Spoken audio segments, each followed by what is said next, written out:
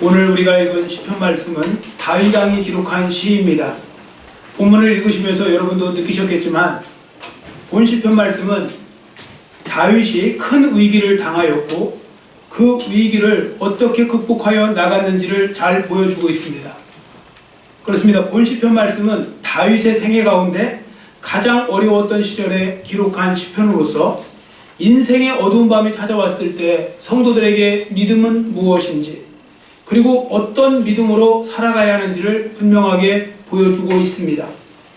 참고로 제가 방금 다윗의 생애에 있어서 가장 어려운 순간이라고 말씀을 드린 이유가 있는데요. 본 시편 말씀이 자기의 친아들인 압살롬이라는 사람이 어떻게 보면 쿠데타를 일으키는 바람에 생겨난 환란이기 때문입니다. 실제로 성서학자들은 본 시편을 압살롬이 반역한 이 사건으로 보고 있는데 그 근거가 되는 말씀을 본문 4절에서 찾고 있습니다. 자, 본문 4절을 우리 한번 같이 읽겠습니다. 4절 말씀 같이 읽습니다. 그들이 그를 그의 높은 자리에서 떨어뜨리기만 꾀하고 거짓을 즐겨하니 입으로는 축복이요 속으로는 저주로다. 아멘. 자, 이 말씀에서 보시면요, 다윗의 대적들이 다윗을 높은 자리에서 떨어뜨리려고 하고 있다는 말씀이 있는데, 높은 자리가 뭐겠습니까? 왕의 자리겠죠. 왕좌. 실제로 압살롬은 아버지 다윗에게 반역하여서 왕의 자리를 차지하려고 반란을 일으켰습니다. 이 부분에 관한 말씀이 사무엘상 15장부터 나오는데요. 압살롬은 반역을 일으키기 위해서 미리 사람들의 마음을 빼앗아요. 아버지로부터. 자, 구체적으로 어떻게 했는지는 몰라요. 그러나 분명한 것은 당시 다윗왕에게 마음이 가 있었던 백성들의 마음을 이간질을 해갖고요, 그 마음을 자기한테 돌려버려요. 이 기간을 무려 몇 년을 간다면 4년 동안 치밀하게 준비해요. 그리고 백성들의 마음을 다 이간질 정책을 통해서 왕의 마음으로부터 빼앗아서 자기한테 돌아오게 만든 것입니다. 아마도 압살롬은 사람들의 마음을 얻기 위해서 이제 이렇게 이간질 정책을 펼친 것처럼 보이는데요. 자, 우리가 본문에서도 그 부분을 찾아볼 수 있습니다. 4절 하반절에 보세요. 압살롬의 관계를 보는데 4절 하반절에 보시면 거짓을 즐겨하니 입으로는 축복이요 속으로는 저주로다. 이게 어떻게 한 거냐면 압살롬이 아버지로부터 왕좌를 빼앗기 위해서 일부러 4년 동안 아버지한테는 엄청 잘하는 척 한 거예요. 겉으로 막 효도하는 척 하고, 그리고 뒤로 가서는 백성들의 마음을 아버지로부터 빼앗아서 자기한테 돌아오게 만들고, 그렇게 하고 결정적일 때 딱 반역을 일으켜갖고 헤브론에서 왕이 된 것입니다. 자, 그러니까 생각해 보세요. 당시에 다윗 왕의 마음이 얼마나 아프고 얼마나 충격이 클까요? 여러분, 사람이 충격 먹는 것도요, 오히려 내가 믿는 사람, 사랑하는 사람한테 당할 때 더 충격 먹는 거 아시죠? 세상에 자식이 아버지를 갖다가 그런 식으로 해갖고 죽이려고 반역을 일으켰으니 세상에 그런 충격이 어디 있겠습니까? 그런 상황이 있는 거죠. 자, 여하튼 이 쿠데타로 인해서 다윗은 급하게 예루살렘에서 도망을 치는데, 얼마나 급하게 도망쳤는지요. 사무엘하 15장 30절에 보시면, 사무엘하 15장 30절에 이렇게 기록하고 있습니다. 다윗이 감람산길로 올라갈 때에 그의 머리를 그가 가리고 맨발로 울며 갔다고 기록하고 있습니다. 그렇습니다. 지금 다윗 왕이 지금 맨발로 도망치고 있는 거예요. 얼마나 급하게 도망치는지 맨발로 도망치는 거. 아들이 죽이려고 쫓아오니까 맨발로 도망가는 신세를 생각해 보세요. 이거 얼마나 끔찍한 일인가. 자, 이런 상황을 염두에 두시고 오늘 말씀을 보셔야 돼요. 왜냐하면 오늘 이 시편 62편이 그 부분을 놓고 기록한 시편이기 때문에 그렇습니다. 자, 3절을 우리 한번 같이 읽어볼까요? 3절 말씀 같이 읽습니다. 넘어지는 담과 흔들리는 울타리 같이 사람을 죽이려고 너희가 일제히 공격하기를 언제까지 하려느냐. 아멘.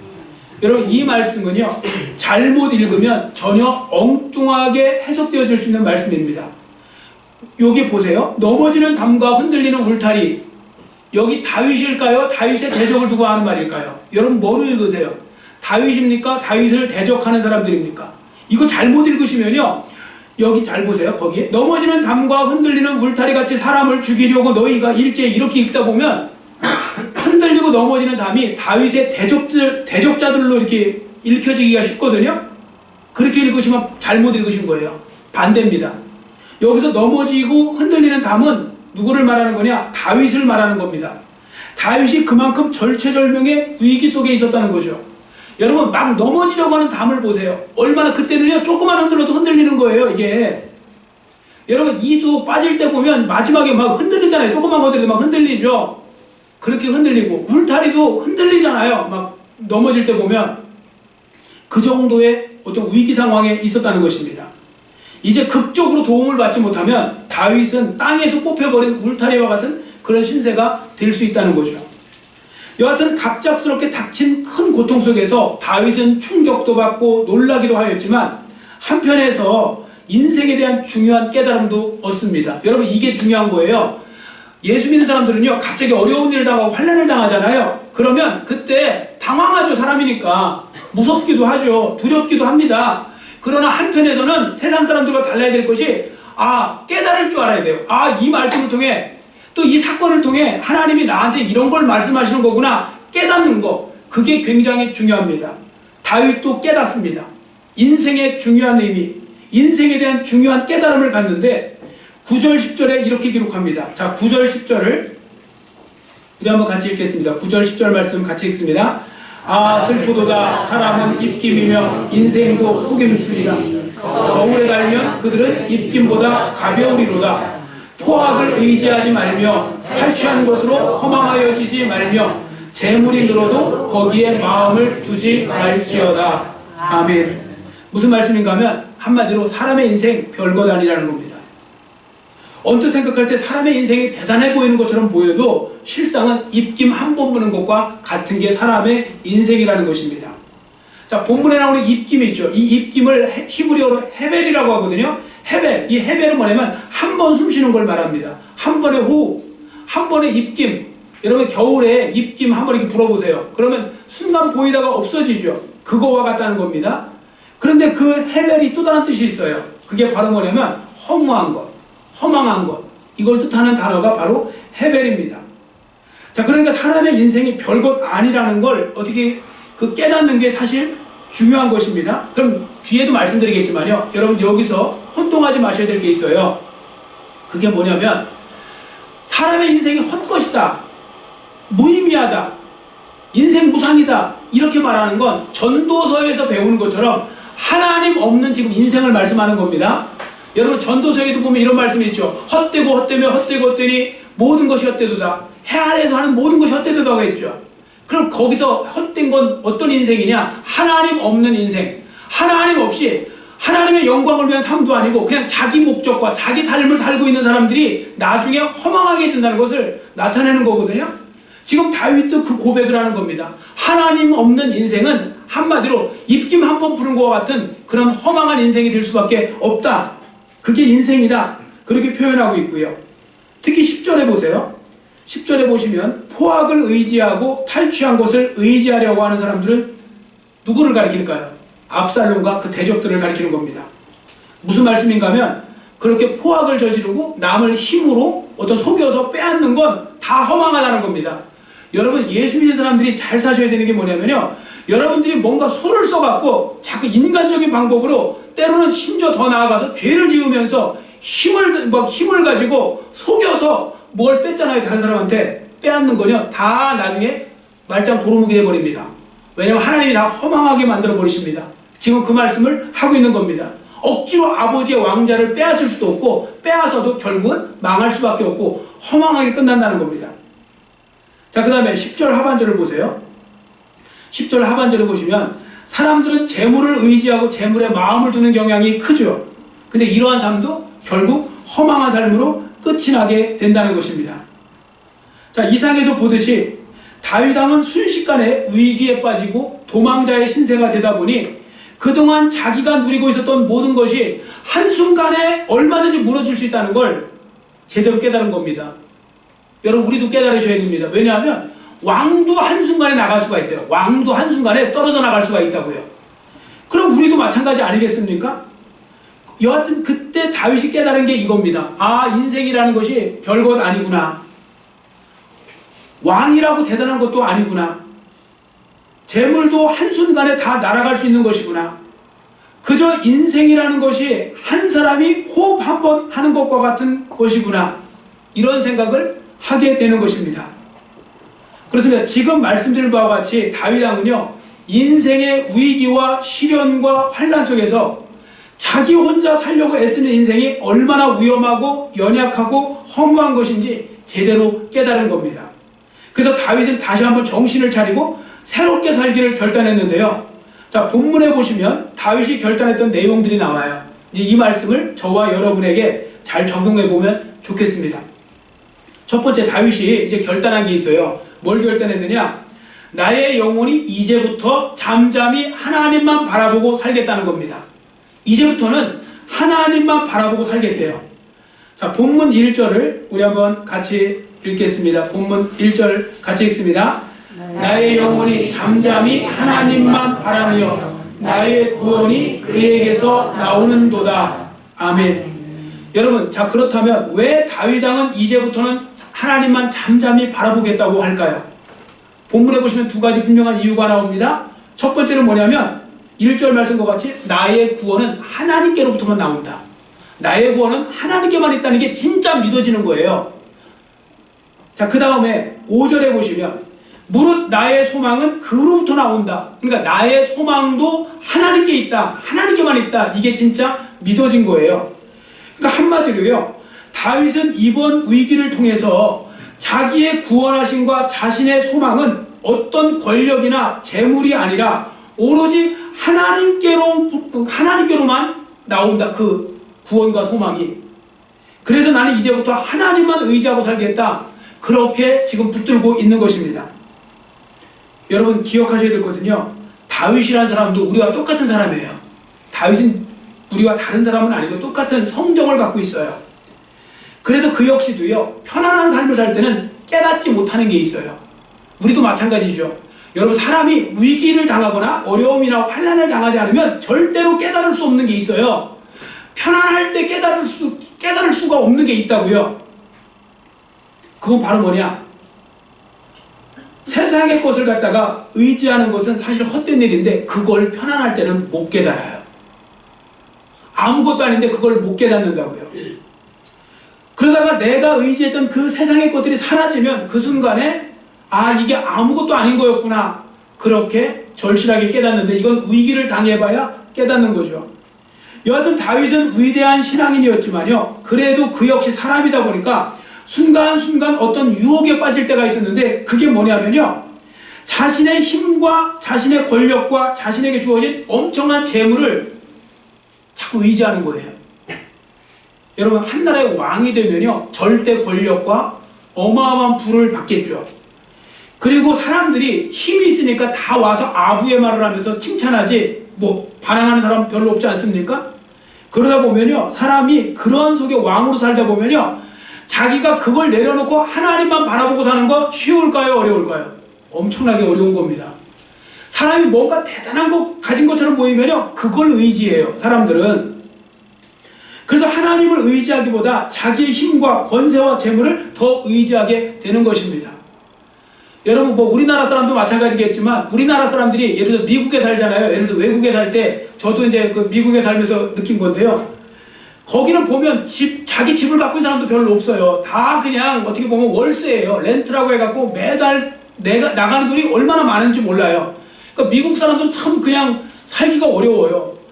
그런데 그러다 보니까 통장 잔고, 밸런스라고 해갖고 통장 잔고가 올라가면요, 마음이 평안해지고요, 통장 잔고가 내려가는 소리가 들리잖아요. 그럼 마음이 불안해지는 거예요. 하나님 때문에 왔다 갔다 하는 게 아니고 통장 잔고 때문에 오르락 내리락 한다고요, 사람이. 그러니까 이렇게 자기의 힘과 권세와 재물 있으면 의지하는 거고요, 없으면 불안하고 막 그런 것입니다. 자, 그런데 더 중요한 문제는 뭐냐?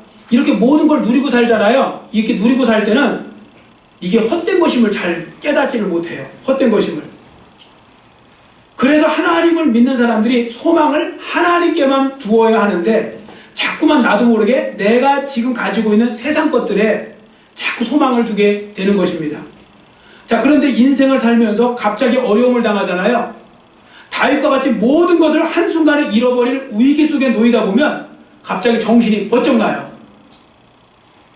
아, 그동안 내가 하나님을 믿는다고 하면서 사실 내 소용을 의지하고 있었구나. 내가 내 남편을, 내 아내를 너무 의지하고 살았구나. 내가 내 자식을 너무 의지하고 살았구나. 그래서 이런 식으로 깨닫는 사람이 있죠. 그러면 그것도 복이 있는 거예요. 못 깨닫는 분들도 많아요. 어려움 당하고 환난 당하는데 하나도 깨닫는 게 없어요. 그리고 원망하고 불평하고 남탓만 하고 있어요. 근데 예수 믿는 사람들 중에서는요, 그걸 깨달아요. 아, 이게 별거 아닌 거구나. 내가 지금까지 입으로만 하나님 섬기고 있었구나. 실제로 내가 다른 거 섬기고 있었구나. 이러면서 그걸 깨닫게 되면 그 다음에는 어떤 면에서 이제 좀 발전이 있는 뭔가 또 다른 어떤 행동을 우리가 삶을 살겠죠. 자, 여하튼 그래서 그런지 어떤 분이 이렇게 참으로 의미심장한 말을 남겼습니다. 한번 저를 따라해주세요. 하나님은 때때로 우리가 위를 쳐다보도록 하기 위해서 우리를 뒤로 눕히신다. 아멘. 여러분, 이 말씀이 이해가 가십니까? 그러니까 이렇게 하나님께서요, 우리가 위를 안 쳐다보고 있으니까 위를 쳐다보게 하기 위해서, 왜냐면 우리는 위를 쳐다보고 사는 사람 아닙니까? 골로새서에도 나오잖아요. 3장 1절에 위의 것을 생각하라. 우리는 하나님 나라와 하나님을 바라보고 살아야 되는데 자꾸 세상 것과 세상 것을 바라보고 살아요. 그러니까 하나님께서 때로는 우리를 뒤로 눕히세요.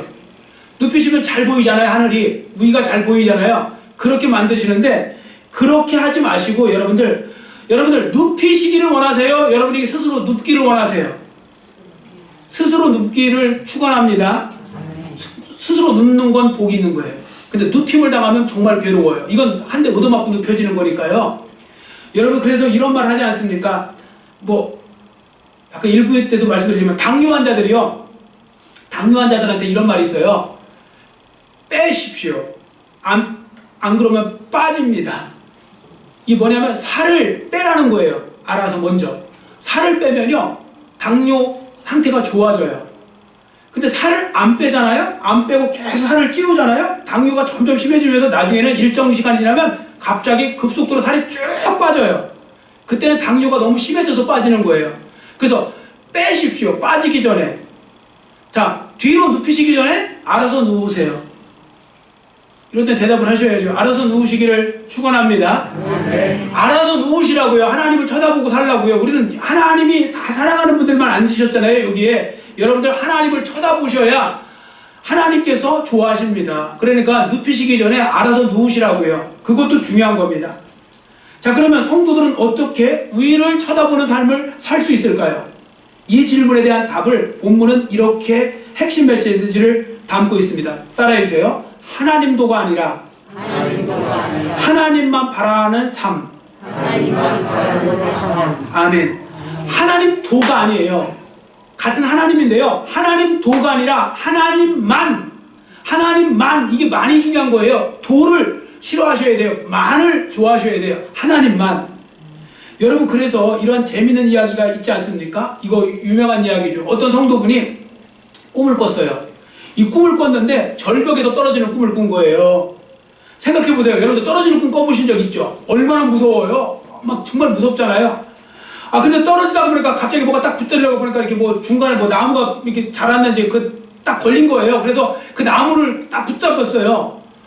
근데 아무도 도와주러 오지를 않는 거예요. 급한데 힘은 빠지고. 그래서 그때부터 막 자기가 이제 절규를 하면서 막 부르는 거예요. 위에 누구 없어요? 살려주세요, 살려주세요. 막 그랬어요. 그랬더니 작은 소리가 들리더래요. 내가 여기 있다. 누구세요? 나는 내가 믿는 하나님이다. 하나님, 저 좀 살려주세요, 살려주세요. 하나님이 그러셨대요. 그래, 그럼 염려하지 말고 지금 내가 붙들고 있는 그 손을 놓아라. 그랬더니 그분이 손을 놓았으면 얼마나 좋아요? 거기 다른 분 없어요, 그러더래요. 위를 보고. 거기 다른 분 없냐고. 이분이 자기가 너무 어이없어갖고 자기가 웃어서 자기가 깼다는 이야기도 있어요. 어쨌든 여러분, 제가 이 말씀을 드리는 이유를 이해하셨을 것입니다. 하나님을 믿는다고 하는 우리 그리스도인이요, 제일 하기 어려운 게 뭐냐면 하나님만 바라보는 거예요. 하나님만 의지하는 거, 이거 진짜 못하세요. 그럼 뭘 잘하시는지 아세요? 두 개를 하려고 그랬고, 안전장치를 해갖고 하나님도 믿고 돈도 믿는 건 잘해요. 하나님도 믿고 힘 있는 다른 사람을 믿는 것도 잘해요. 하나님도 이렇게 옵션으로 해놓고 이것도 붙드는 걸 잘해요. 여기 아니면 일로 가야지, 이런 태도인지는 모르겠지만, 그런데 하나님만 믿는 건 잘 못해요. 근데 그걸 하셔야 진짜 신앙인이 되는 것입니다. 자기에 있는 모든 환경의 유리함과 불리함을 떠나서 오로지 하나님만 바라보며 신앙생활하는 거, 이거 너무 어려운데요. 그래도 이렇게 하시는 분이 복이 있습니다. 자, 그러면 오늘 나는 어디에 더 많이 속합니까? 여러분, 하나님 도에 많이 속해 있습니까? 하나님만에 더 많이 속해 있습니까? 뭐 아래 얘기는 하나님만으로 더 많이 가시기를 축원합니다. 여기 하나님 도도 없는 분은 이 자리에 앉아 계실 일이 없을 거예요. 근데 하나님도 하면서 정작 하나님보다 다른 걸 더 의지하고 사는 분들도 많으십니다. 자, 그 다음에 우리가 살펴볼 것이 있습니다. 왜 다윗이 하나님만을 그럼 유일한 구원과 소망의 근거라고, 왜 유일한, 이게 중요한 겁니다. only, 유일한 구원의 소망, 구원과 소망이라고 했을까? 자, 이렇게 고백한 이유는 첫 번째는 이겁니다. 하나님이 자기의 유일한 반석과 요새와 피난처가 되심을 전혀 의심하지 않았기 때문에 그렇습니다. 자, 2절을 우리 한번 같이 큰 소리를 읽어볼까요? 자, 본문 2절 같이 읽습니다. 오직 그만이 나의 반석이시요 나의 구원이시요 나의 요새이시니 내가 크게 흔들리지 아니하리로다. 아멘. 여러분, 이것도 성경 읽기 나름인 거 아세요? 여기 보시면 내가 크게 흔들리지 아니하리로다 했더니 어떤 분이 이렇게 말씀하시더래요. 그럼 목사님, 작게 흔들리는 건 괜찮은 거죠? 크게만 흔들리지 않으면 되는 거죠? 작게만 흔들리면 되는 거죠? 이렇게 말하는 경우가 있는데 이렇게 보시면 안 됩니다. 왜냐하면요, 자, 여기 보시면 오히려 영어 성경이요 더 잘 번역했어요. 영어 성경에는 이렇게 쓰여 있습니다. 제가 영어는 못하지만 한번 해볼게요. I will never be shaken. 나는 결단코 흔들리지 아니하리다. 1mm도 조금도 흔들리지 않겠다. 그렇게 지금 고백하고 있는 것입니다. 크게 흔들리지 않으니까 작게 흔들리는 건 괜찮겠는데 이게 아니고요. 나는 절대로 흔들리지 않겠다. 이걸 강조한 말씀입니다. 다윗은 그만큼 하나님을 완전한 구원의 반석, 완전한 구원의 요새, 완전한 구원의 피난처로 믿었기 때문에 그렇게 고백할 수 있는 거예요. 여러분, 저는 이 말씀을 묵상하면서요, 저에게 일어났던 일이 하나 떠오르더라고요. 그게 뭐냐면, 저도 이제 고소공포증이라는 거 다 있잖아요, 사람들. 정도의 차이지, 고소공포증 아예 없는 사람은 없어요. 근데 저도 고소공포증이 유독 심해진 적이 있어요. 왜 심해졌냐면, 제가 높은 데서 떨어졌었거든요. 제가 교육전투사 때, 청주에 있었던 그 섬기는 교회가 천정이 엄청 높아요.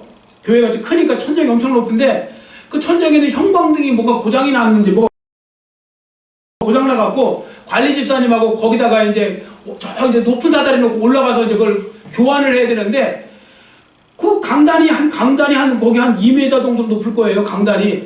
거기다가 놓고 계단 사이에다가 이렇게 된 삼각대처럼 생긴 그 사다리를 놓고서 올라가자는 거예요. 그래서 제가 이거 위험한데요? 이거 쓰러질 것 같은데요? 그랬더니 전도사님 이거 한두 번 해본 거 아니라고, 걱정하지 말고 올라오라고 하고, 자기도 올라가고 저도 올라가고 막 올라가는 거예요. 이렇게 올라갔는데 아주 올라가기 전에 넘어지면 얼마나 좋아요. 올라갈 때 다 올라가서 갈다가 넘어졌어요.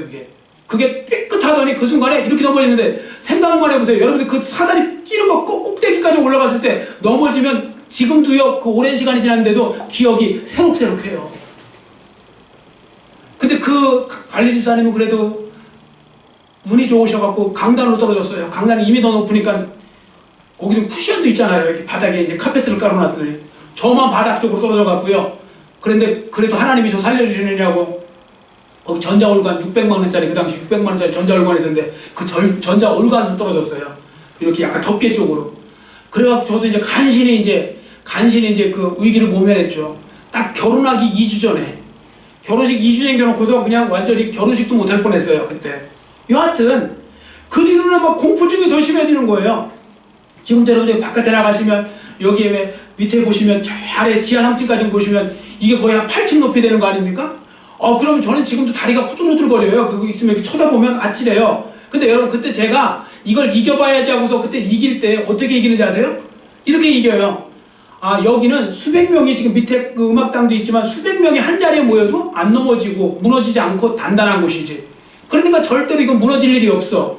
무너질 수 있는 게 아니야. 지금 나 혼자 서 있는데 어떻게 무너지겠어? 이런 식으로 자꾸 제가 이제 생각을 해봐요. 논리적으로. 그러면은 저절로 후들거리는 게 덜해져요. 안전해지는 거예요. 자, 그럼 뭐에 대한 안전함 때문에 후들거리는 게 들어지는 거예요? 제가 이 건물에 대한 안전함을 깨닫고 알고 논리적으로 생각하니까 점점 두려움이 없어지는 거잖아요. 공포증이. 자, 그러니까 잘 보세요. 지금 건물이 떨고 있는 게 아니고 누가 떨고 있어요? 내가 떨고 있죠?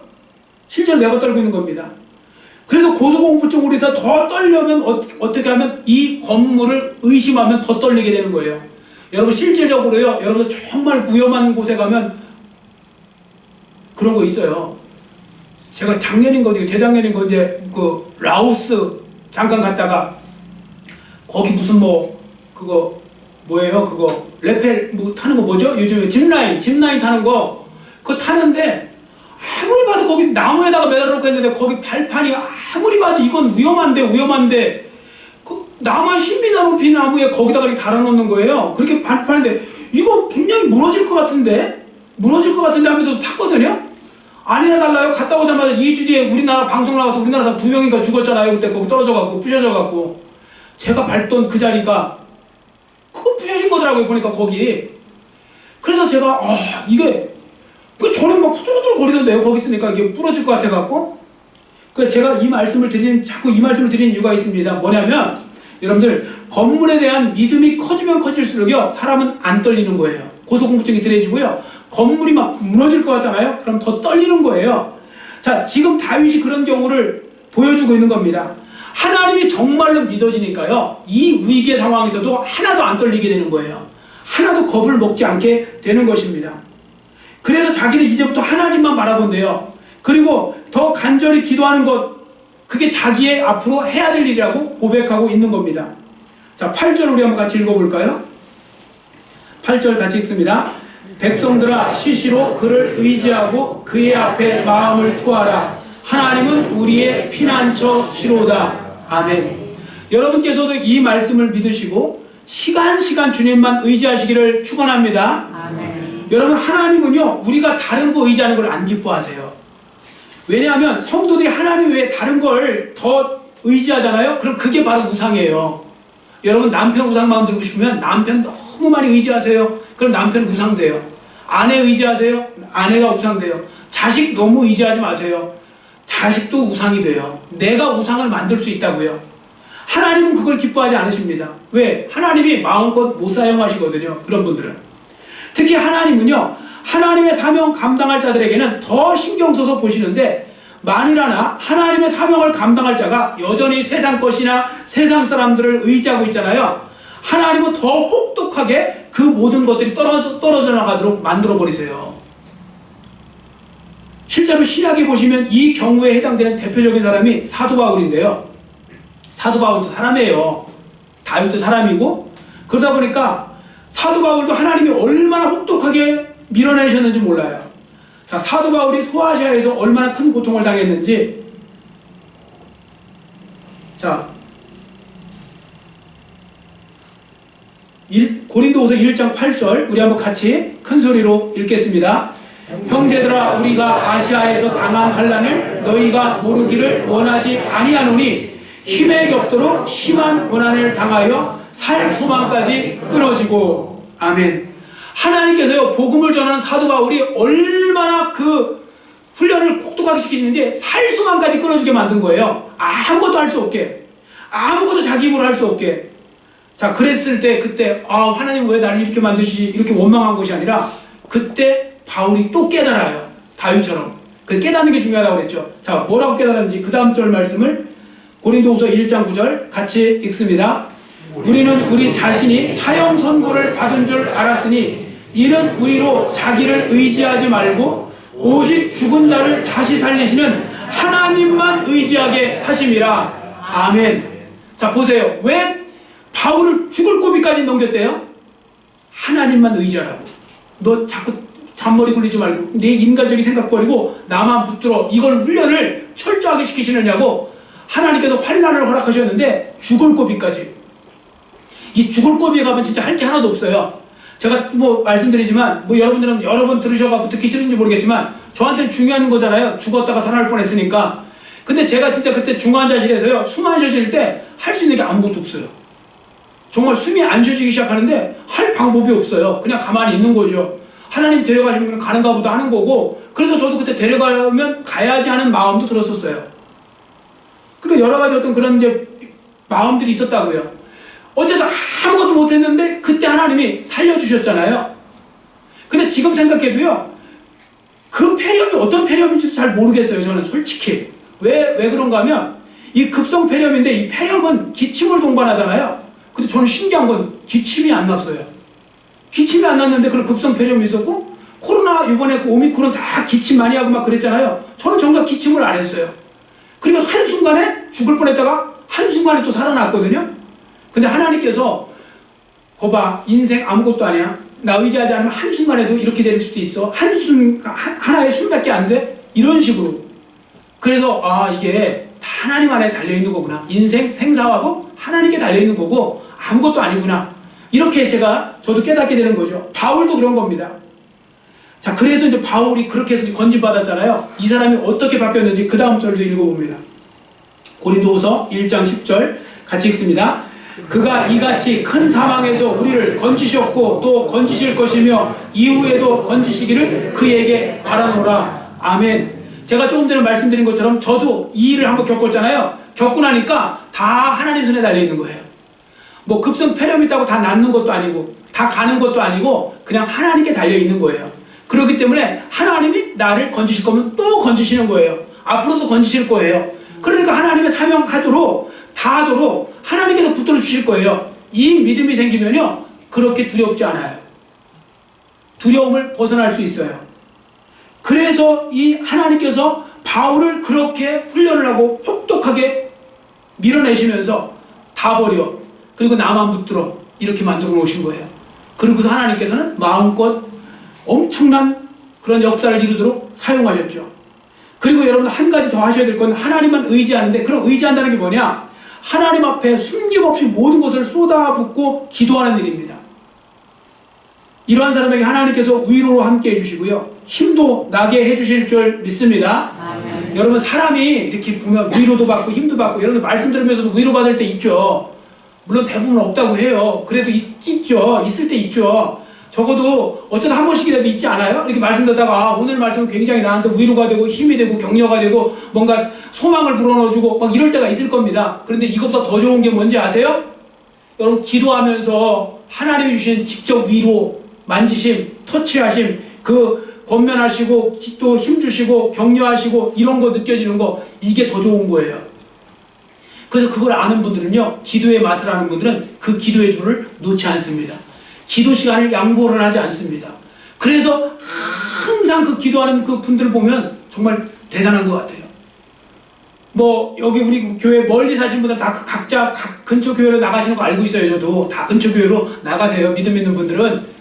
우리 교회도 지금 매일 나오는데, 코로나 때도요 항상 정예 한 12용사들 항상 우리 교인 반, 저쪽 반 해갖고 나오는데, 그분들은요 어떻게 뭐 추석 당일날, 설날 당일날 뭐 한 번도 안 빼놓고 그냥 계속 나와서 앉아 계시고 똑같이 하세요. 그럼 야, 저거 월급 줘도 하기 힘들겠다 이렇게 생각하실 수 있는데, 그분들은 왜 하시느냐? 그렇게 안 하면 본인들이 오히려 그게 힘드시대요. 여러분 교회 예배 드리고 딱 왔다가 가면 마음 편하신데 안 오면 굉장히 마음 불편하시면 그분이 아직도 신앙의 양심이 있는 거예요. 저도 마찬가지예요. 그 제가 오늘도 예를 들어 휴가 뭐 이제 못 가는 휴가, 이제 오늘 이제 가서 내일하고 모레 이제 월화 휴가 간다고 해서 이제 이틀 간다고 했는데요. 이것도 3일 가볼까? 수요일까지 해볼까? 이러다가 뭐 또 하면 뭐 돈만 쓰지 뭐 하겠어?